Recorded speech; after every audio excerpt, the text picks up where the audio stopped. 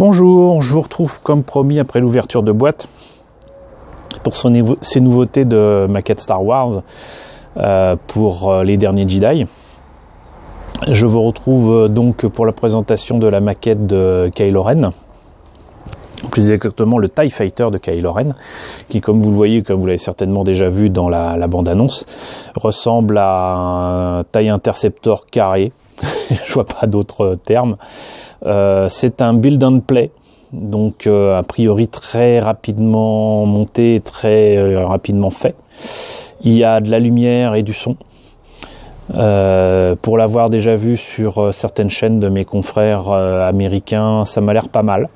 Donc je me le suis fourni en profitant de bons prix.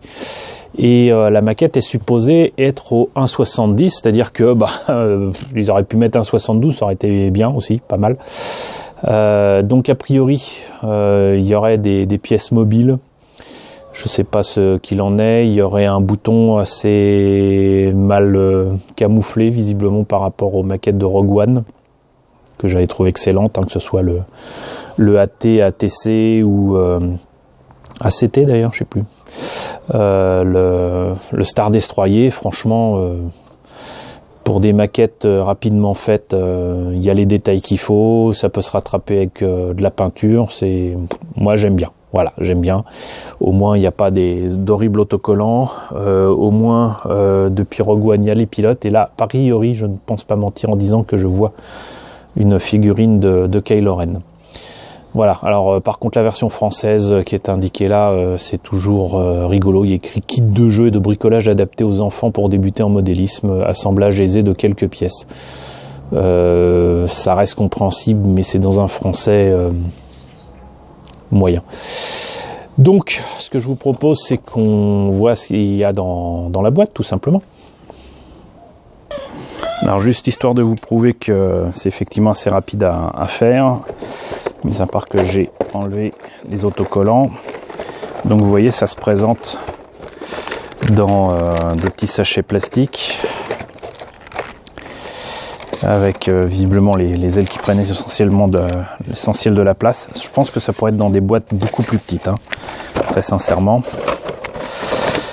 Et voilà, on a fait le tour. Alors je vais, encore une fois, pour vous prouver que c'est rapide, vous faire ça en direct live. Apparemment, là, ils ont rajouté un petit papier, histoire de rappeler qu'on peut changer les piles et que ça se fait comme ça. Si les gens pensent que ça se met en place par opération du Saint-Esprit, vu le nombre de personnes qui laissent les piles fondre dans les jouets ou quoi, ça m'étonnerait pas, mais quand même. Donc on sent que là, effectivement, c'est à destination des enfants. Les pièces sont indiquées par numéro. Et on va suivre les étapes, étape par étape. Je note quand même un petit truc là. C'est que c'est un peu abîmé là. Un peu. Mais c'est pré-peint. C'est bien pré-peint, pour une fois. Donc c'est cool. Alors, voyons. Nous avons là, donc, cette pièce essentielle qui permettra de faire du son et de lumière partout. Donc on va essayer dès maintenant, là, vous voyez. Ça me rappelle ce qu'on avait dans les casques de Walkman.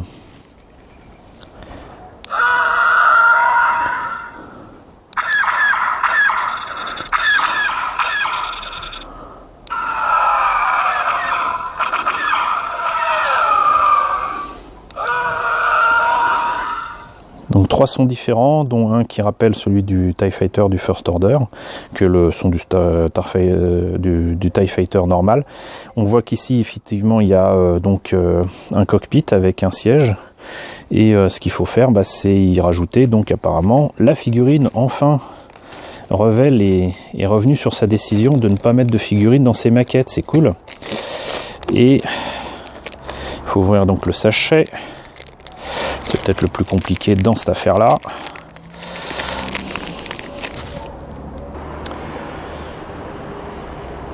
Alors voilà.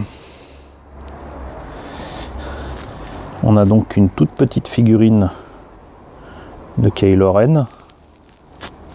Contrairement à ce qu'on voit dans la bande-annonce, visiblement là, j'ose imaginer qu'il a son casque. Donc, on le met tout simplement dans son siège, et effectivement, ça correspond peu ou prou à du 1,72. Je dirais que vu la taille de la figurine, ça serait plutôt du 1 centième, mais on va pas chipoter. Le cockpit est là. La peinture pourrait être mieux. Les pièces transparentes aussi, mais ça va. Et donc apparemment, il faut mettre ça logiquement là-dedans. Alors on observera qu'il y a des fentes ici pour faire passer le son. Que le bloc pour les piles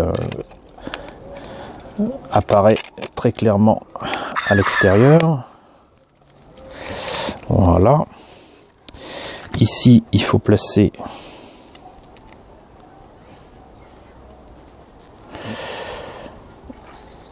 je sais plus comment on va appeler ça, l'écoutille. Avant quoi que ce soit, j'ai peur de casser. Voilà. Bon, ben, ça fonctionne pas mal. C'est dommage qu'ils aient pas peint la charnière, parce que là, elle est en transparent, c'est ridicule. Là, on notera qu'il y a exactement les mêmes détails que sur les côtés des ailes des tailles intercepteurs, sauf qu'il y en a 4 au lieu de 2. Alors, ça c'est fait. Voilà. D'accord, ça commence mal. Faut éviter que ça aille sur le bouton. Voilà. Ensuite, on met le cockpit. Alors, ce qui en est oui, comme ça. Voilà. Je suis très fan des TIE Fighter, mais j'avoue qu'un TIE Fighter comme ça, tout carré, je sais pas ce que j'en pense. Alors, ensuite, on a l'arrière avec... Du coup, est-ce que c'est un TIE? Parce que TIE, c'est pour Twin Ion Engine. C'est pas ce que je constate ici. Mais bon, qui suis-je pour critiquer Disney et Lucasfilm? Hop. Donc, a priori, c'est pas précisé là, mais je vais partir du principe que les détails... Non, bah non, les détails c'est vers le bas. Alors on notera quand même que le moteur est détaillé, alors qu'il est couvert. Ça c'est rigolo, c'est pas mal. Ça j'aime bien. Ça c'est voilà, c'est-à-dire que je peux peindre le moteur et faire comme s'il était ouvert après. Alors ensuite c'est un petit peu plus complexe pour reconnaître les pièces, mais hop. Est-ce que c'est la 9? Est-ce que c'est... On n'en sait rien. On va voir. Voilà. Ça c'est fait. Je pense qu'a priori c'est ça. Ou ça. Je n'en ai pas la moindre idée. C'est vraiment pas clair. Bon, finalement je vais faire comme je le sens et puis ça le fera. Donc ici on aurait a priori cette aile là qu'on mettrait ici et j'imagine que ça doit être ça. Alors je note quand même que cette pièce là par exemple est magnifiquement détaillée, franchement c'est le genre de truc qui me fait dire que je devrais peut-être la mettre de côté, faire un moule et reprendre ce genre de détails pour des scratchs, très clairement, très clairement. Donc si ça c'est comme ça, il y a ensuite des petites pièces ici à rajouter. D'accord, c'est les canons au bout des ailes. Alors ça c'est pas mal parce que c'est le genre de truc qui dans les vieux kits AMT et chez nous Airfix avait tendance à casser. Pour autant, c'est pas en caoutchouc mou, ça peut tout autant casser. Donc je comprends un peu mieux où se situe ceci. Donc du coup, je vais en profiter pour le faire de l'autre côté. Je devance un petit peu la notice, c'est pas bien. Mais puisque j'ai les pièces à disposition, elles sont un peu petites celles-là. Elles sont un peu petites. Non mais sérieux, pour les avoir fait à part, c'est bien pensé. C'est bien pensé, ça aurait été bien simplement de ne pas les faire en plastique dur. Ça aurait été bien. Donc du coup, j'en profite pour mettre cette pièce-là également. C'est symétrique, hein.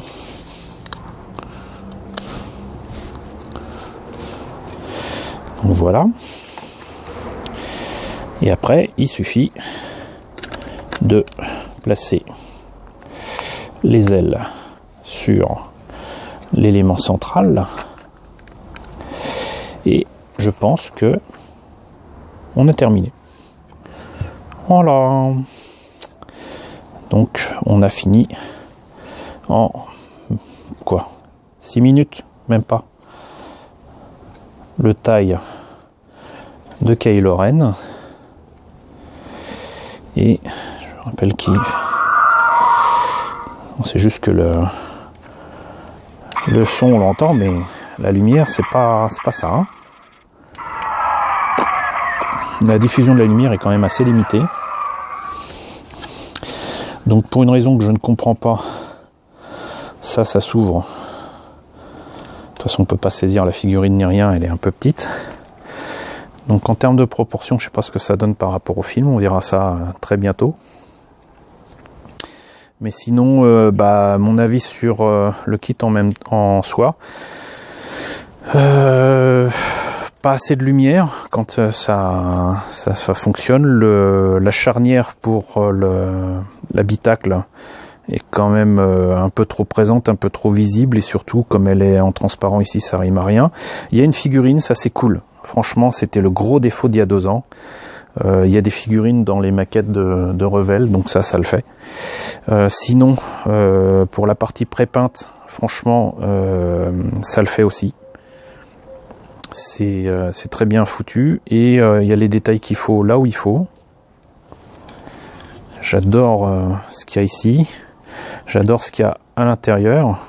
J'adore le fait qu'on puisse enlever cette partie-là pour voir la partie moteur. C'est assez sympa. Et comme c'est une maquette qui devrait normalement valoir dans les 20 à 25 € dans le commerce si c'était enfin distribué en France, parce que pour l'instant on est début décembre, et il n'y a aucune maquette Revell disponible dans les boutiques que je connais. Donc si vous en avez vu dans vos boutiques, dites-le moi parce que ça m'intéresse. À part voir des maquettes Revell Star Wars soldées ici et là de Rogue One, mais surtout de Star Wars 7, j'ai rien vu. Donc dites-moi si vous en avez vu. Moi en tout cas, donc je trouve ça pas mal. Est-ce que ça vaut 20 €? Pas forcément, mais vous n'êtes pas volé pour autant. Et c'est une maquette qui à mon avis peut être reprise et améliorée assez facilement, et peut donner quelque chose d'assez sympa. En tout cas, voilà, comme tous les build and play, moi je recommande, d'autant que c'est parfait, encore une fois, pour les personnes qui débutent. Je regrette juste que Amazon me l'ait envoyé dans cet état-là, et comme vous avez pu le voir, ça peut s'abîmer assez facilement. Mais voilà, c'est une maquette qui est sympathique, rapide à faire. Je l'ai prouvé en direct live ou presque. Et maintenant que c'est fait, on va pouvoir passer à d'autres kits avec le A-Wing et le nouveau AT-AT. Donc voilà, c'était la présentation du TIE Fighter de Kylo Ren. N'hésitez pas à me dire ce que vous en pensez dans la section commentaires, si vous l'avez vu ou non, en vente, à quel prix. N'hésitez pas à liker, n'hésitez pas à partager, c'est important. Et n'hésitez pas à vous abonner si ce n'est pas déjà le cas, et je vous retrouve très bientôt pour la présentation des autres maquettes et des autres nouveautés maquettes de Revell autour des derniers Jedi.